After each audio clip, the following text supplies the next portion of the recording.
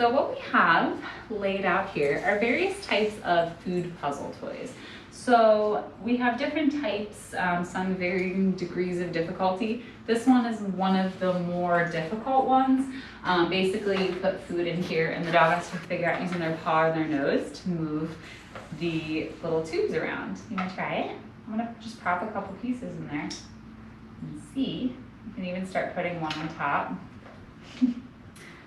The goal with food puzzles or any type of enrichment is to really work your dog's brain and body, especially if you've got a young puppy or an energetic dog or even an anxious dog that has a hard time settling and being calm.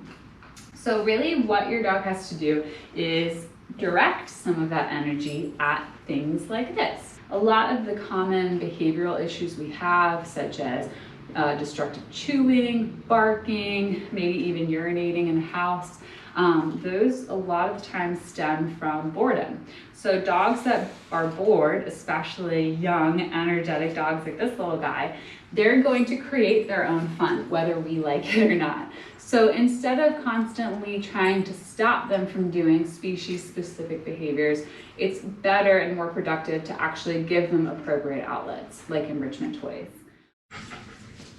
So one thing, if you have a dog, especially one that is a jumper, like this little guy, one thing that a lot of people have a tendency to do, meaning well, but accidentally making the behavior worse, is when we chain two behaviors together.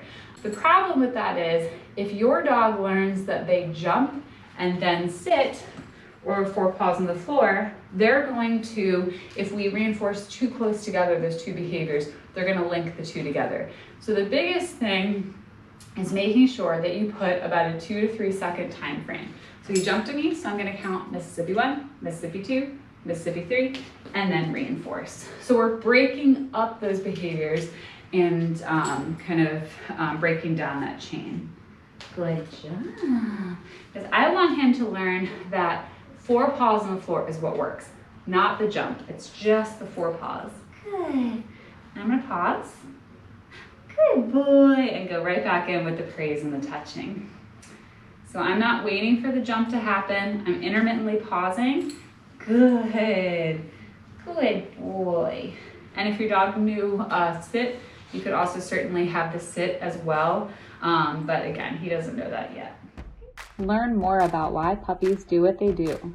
Join us this Sunday and every Sunday at 9 a.m. for our puppy training class live online.